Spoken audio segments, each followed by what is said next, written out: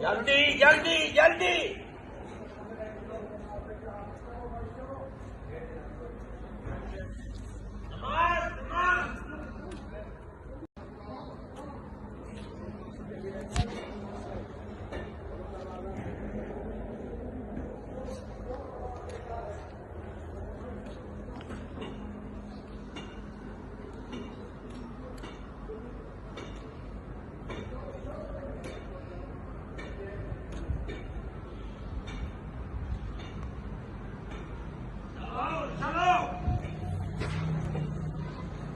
بسم اللہ الرحمن الرحیم۔ اس ویڈیو کو دیکھ کر پرانی یادیں تازہ ہو گئی ہیں۔ یہ ویڈیو آج صبح ہی کی ہے۔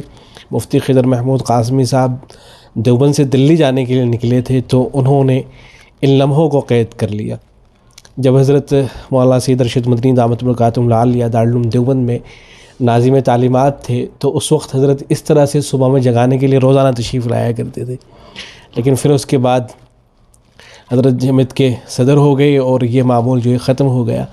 اب دوبارہ سے حضرت اس طرح سے تشریف لائیں تو یہ ویڈیو دیکھ کر پرانی یادیں تازہ ہو گئی ہیں۔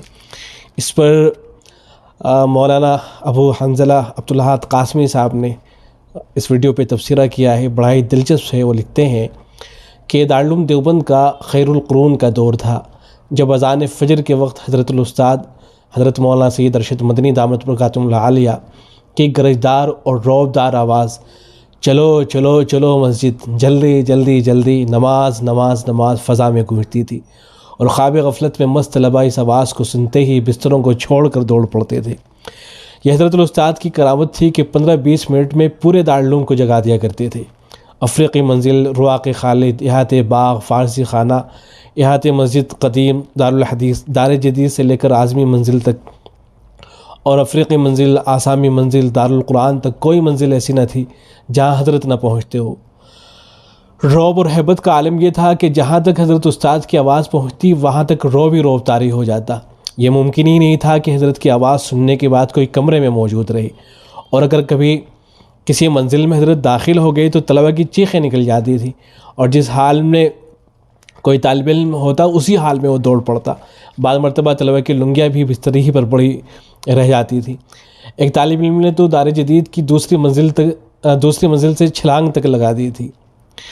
جمعرات کی رات میں 12-1 بجے کچھ شریر طلبہ حضرت کی آواز نکالتے اور منٹوں میں منزل خالی ہو جاتی۔ بعد میں پتہ چلتا ہے کہ یہ تو کسی نے شرارت کی ہے۔ بعض مرتبہ 8-10 طلبہ مل کر کمروں کے سامنے کہتے ہوئے دوڑتے کہ حضرت مولانا سید ارشد مدنی آ گئے ہیں، بھاگو۔ بس یہ دیکھتے ہی سارے طلبہ بھاگنے لگتے۔ اللہ اکبر، کیا دور تھا۔